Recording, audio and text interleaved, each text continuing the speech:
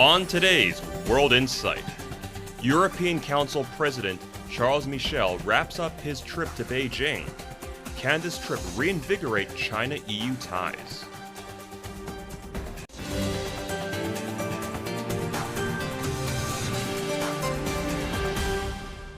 Hello and welcome to World Insight with me, Tian Wei. Over the past few weeks, a series of top-level meetings took place between China and Europe. Last Thursday, Chinese President Xi Jinping met with visiting EU Council President Charles Michel in Beijing. That follows a series of interactions already taking place in November. China remains the largest trading partner of the EU, and the EU remains China's second largest trading partner. China and Europe are seeking engagement and possible cooperation amid a prolonged Ukraine crisis, surging energy bills, and fragile global supply chains. On the relations between China and Europe, I talked to Pascal Lamy, the Director General of the World Trade Organization earlier, and now President of the Paris Peace Forum.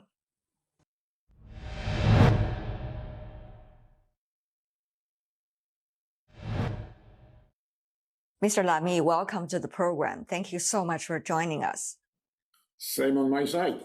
Wei. The visit by the European Council President was regarded as strategic and some say very important. Now, what is your assessment of the result? Well, I think, as usual, the bilateral agenda between EU and China is about geoeconomics and about geopolitics. Geoeconomics is about trade, investment, the economy, growth. And the geopolitical agenda is about more political issues. And unfortunately, if I compare the situation today to what it was, let's say, 10 years ago, geoeconomics are less important than geopolitics. And geopolitics are more about tensions and geoeconomics about cooperation. Now, not that there is no cooperation. The trade and investment relationship between EU and China is working reasonably well, although the slowdown of the Chinese economy is having an impact on the bilateral relationship. So overall, we don't have that many trade tensions as compared to the past, where we always have had the sort of reciprocity problem. Mr. Lamy, if I remember right, you wrote an important article recently for the Foreign Affairs talking about globalization vis-a-vis deglobalization. Now, how is globalization and deglobalization impacting on the relations between China and Europe? Well, this is a very good question, because this is where the EU stance is different from the US one. Yeah. The US now have come to the conclusion that China is a threat for the US, that they need to address this threat and weaken China so that it's less of a threat for the US. And the way to do that is to try and deglobalize China, because China has become stronger because of globalization. That's in a nutshell the US posture. The EU one is very different. The EU does not feel the same way as the US in terms of China being a big threat for a variety of reasons. And B, we do not agree that even if we were to consider China as a threat, deglobalization is the way to go. Because we believe in Europe that a globalized China is better than a deglobalized China. So this is a rather fundamental difference. But you mentioned this piece which I published in Foreign Affairs, the point of which is to say, look, guys, there's plenty of conversations and publications and speeches about the world deglobalizing. I don't agree with that. If I look at the numbers, and you sometimes have to look at the number. If you talk about economic issues, this is not what we see. There is a change in the way globalization works. It will keep changing because relative prices change. There is a bit less globalization here and there, but there is a bit more globalization here and there, notably in services. Yeah. So overall, I don't think we are in for a deglobalization. I don't hope it will be the case, because I think globalization is better for peace and understanding and cooperation than deglobalization. But for the moment, I think I don't see real signs in numbers about deglobalization. Mr. Lamy, you said that Europe does not want to see a deglobalized China. It's a very interesting way of portraying it. Tell us more about your thoughts about how Europe is seeing itself in the relations with the United States and its own ambition in the world. And therefore, where is Europe-China? The other thing is geo-economy vis-a-vis geopolitics. So as a result of the different emphasis of geo-economy and geopolitics, where does Europe see China-EU relations? Well, I think the EU position is the one I described. It is different from the US one, although in geopolitics, we are nearer to the US than we are to China. And look at the position China took about the Russian aggression in Ukraine. China has a sort of narrative alliance with Russia, which is on the exact opposite side of where we are with the US. So this is a fact that needs to be taken into account. But I do recognize that seen from China, for the moment, there may be a view that EU is too much aligned on the US. And I will give you an experience of that. I'm a professor at the Shanghai CEIBS, the China-Europe International Business School. And I teach to graduates and to MBAs. And I had a very interesting session last week with an hour and a half of questions and answers about the lecture I gave. And I got the impression that my Chinese students now see EU and US in the same place. This is the perception, and I have to recognize that this perception matters, but this is not true. EU and China have a relationship which is different from the one the US have with China, although in some areas we are nearer to the US than we are to China. And this is why the best thing to try and do is to make sure that geoeconomics regain prominence on geopolitics. But of course, this is not something which is in our hands, nor in Chinese hands. Yes, indeed, this is a time of great transition, and therefore the situations are always fluid. And as a result of that, where do you think EU is looking at its relations with China? Do you think the EU is having both the guts and also the tools to make decisions and move forward with that decision? Well, I think I agree with you. There is a lot of uncertainty. And the reason why there is a lot of uncertainty is that the price of risk has risen. COVID has pushed up the price of risk.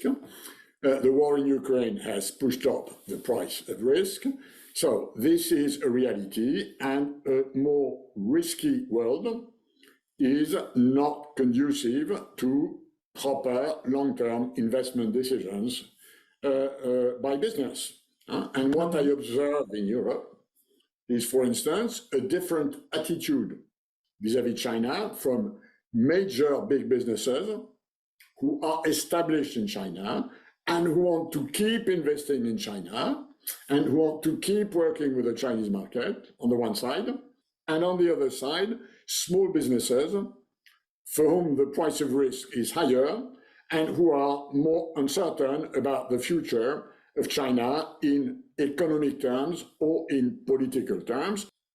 And what I think people like me are trying to do is to stabilize this so that long-term business decisions remain based on the rationality of comparative advantages and the growth of markets, instead of being, as it is today, hit by various geopolitical tensions.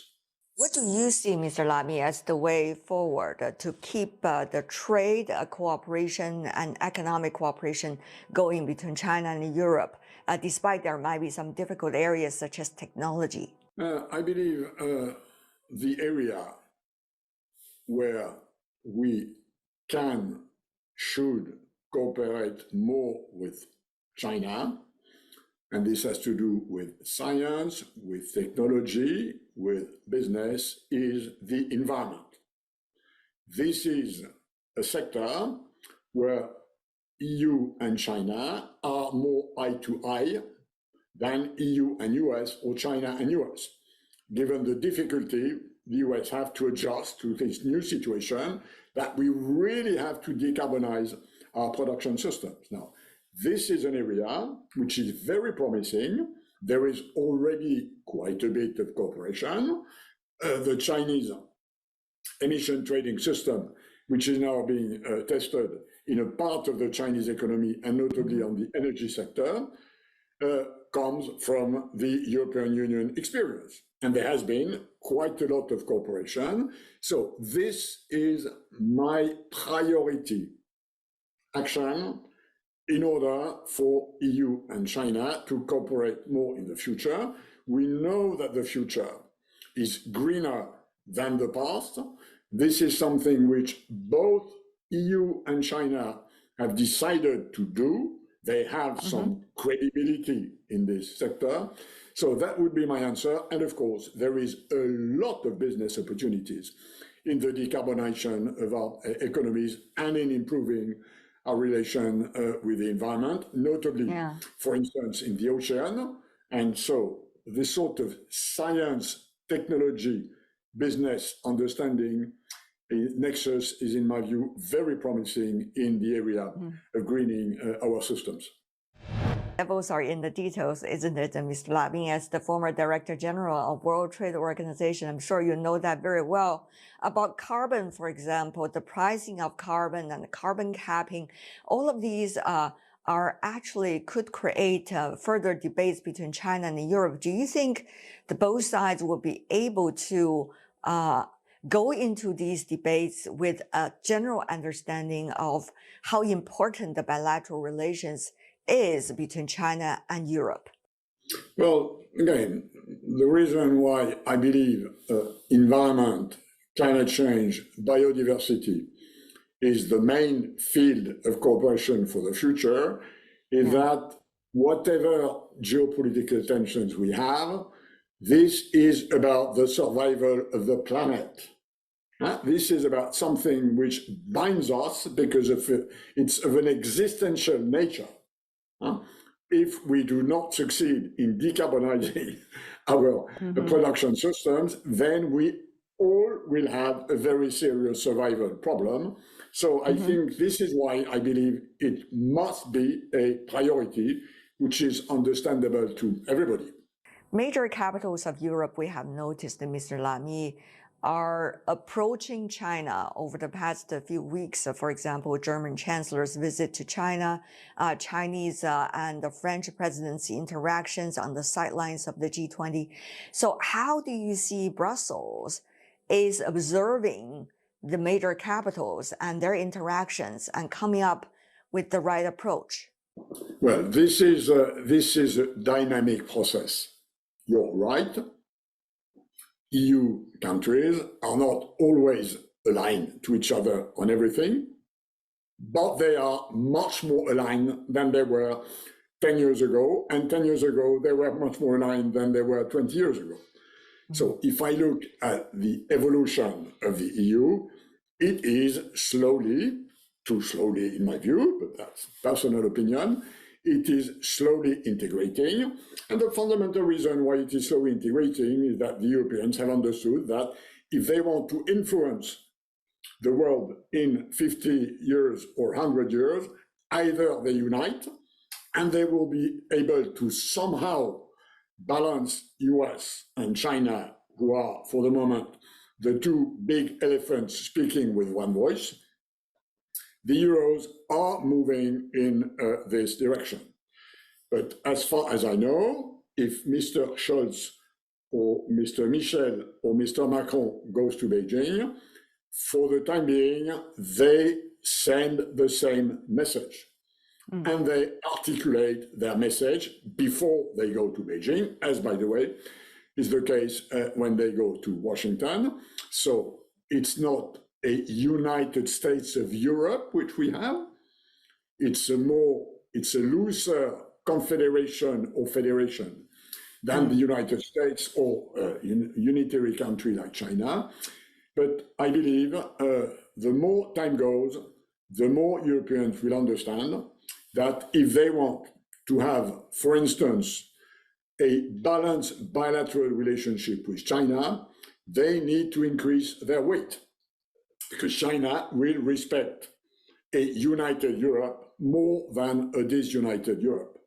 One might ask the question, what about a more matured Europe or European approach rather than just a united European approach?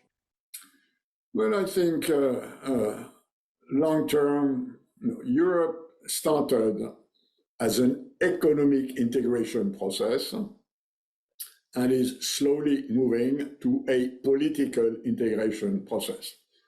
So the basic conditions of birth of European unity is geoeconomics.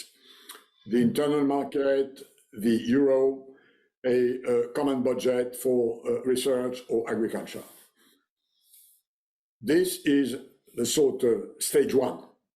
Stage two is more about political union, and notably in areas like security and defense, but it takes time because integrating the economy is one thing. This is about making workers or consumers happier. Integrating politics is much more different because it's about making citizens happier.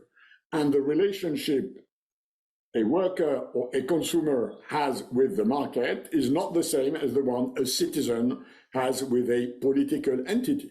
So it takes time, and notably in issues that have to do with foreign security, because for the Portuguese and the Latvians or the Greeks and the Austrians to have the same nightmares takes time. And having a common foreign policy is about sharing the same nightmares. This takes time. It will happen, but for the moment, we are not yet there, and it is a problem, for sure. How do you see the agenda and the current status of NATO? What does that mean for major capitals in Europe about the decisions vis-a-vis a geoeconomy? Well, I mean, we've had NATO for a very long time, which is a transatlantic security alliance, in order to address possible Russian, Soviet at the time, now Russian threat. Quite a lot of people, and I was among them for some time, thought, let's say 5 years ago, that NATO was becoming a bit obsolete because the Russian threat did not seem to be there. I was wrong. I'm extremely glad that we have a transatlantic defense alliance in order for us, the Europeans, to help Ukraine not being invaded by Russia. If we did not have NATO, Ukraine would be a Russian province today. This is a fact that for us Europeans really matters. Now, in the future, we will not dispense from a transatlantic security organization, notably because of the Russian threat, which now has proven to be a real one, but we have to increase the weight of Europe defense within NATO. So there has to be a European pillar of NATO, a US pillar, a European pillar. For the moment, the US pillar is big and the EU pillar is small. In the future, we have to create a parity between the US pillar and the EU pillar within NATO. That's my way to go. The world has become more fragmented. The global supply chains and value chains are suffering as a result of this. But on the sidelines of the G20 summit and also the APEC economic leaders meeting, I have to say, I did observe some kinds of pragmatism in the air. If you look at their statements also coming out of these meetings. So how much that is going to have an influence on the Europeans' approach toward China, pragmatism? I wish you are right. I wish you're right, but I'm not sure about this. The sort of, again, the geopolitical tensions we have in today world are much bigger than they were 10 or 20 years ago. It's as if geopolitics had regained prominence over geoeconomics. Geoeconomics are usually about pragmatism. Geopolitics are not about pragmatism. They are about ideology. They are about dreams and nightmares, which are a different approach to issues than the pragmatic one, which usually prevails when geoeconomic and business consideration are on the front line. So I hope that with time and with the consideration of the damage to the global economy of a more fragmented world, a more fragmented world is less efficient and more painful than a less fragmented world. And this is a reality. Now, there are also reasons, and if you look at the digital sector, for instance, about data localization, data storage, data accessibility, data capture, this digital world will probably not be globalized the same way as the previous one. And by the way, we just published on the occasion of the Paris Peace Forum a big report, which I co-authored, on global governance of digital ecosystems, which tries to promote as much convergence as possible while recognizing that there may be good reasons in this digital area for some precaution, local precaution by nations and states, and then you have to try to organize coexistence. If convergence does not work, plan B is coexistence with this narrative, which I see in Beijing, in Moscow, and sometimes in Washington, that this is about the West against the rest. I do not agree that this is about the West against the rest. I can understand why a number of countries resent frustration vis-à-vis the West because of colonial times, because of the COVID apartheid in many developing countries, because of the insufficient provision of North-South finance. But I nevertheless believe that we are all bound by a sort of universalism, which we may need to redefine. Today's concept of universal values was very much the legacy of the Second World War. I can understand why a number of non-Western countries do not feel that they own the system enough, but we nevertheless need a universalism which might be different from Westernization of the world. I totally understand that, but this is a conversation which we need to have. Of course, we have our ideological differences.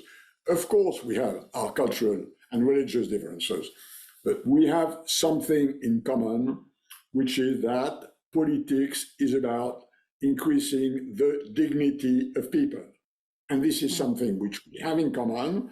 We have a huge environmental challenge in common. We have still to reduce poverty on this planet, although globalization did a reasonably good job for the last 30 years. I think that beyond our differences, universalism, redefining universalism is probably the way to go. How do you see the current stage of negotiations and discussions about the bilateral investment treaty? Where are we now? Well, on this, I mean, we have a treaty which was signed in early 2021, 2 years ago, roughly. So the treaty is there, but it is not ratified. And as it is not ratified, it is not implemented. And the reason why it is not ratified is because of differences in politics. So we need to unfreeze these political differences in order for the treaty to see life.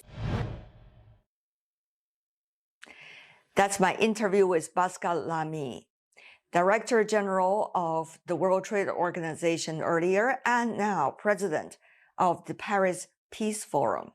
And that's all the time we have for today. If you'd like to know more, search World Insight or check out our YouTube channel. Follow us on Twitter and Facebook.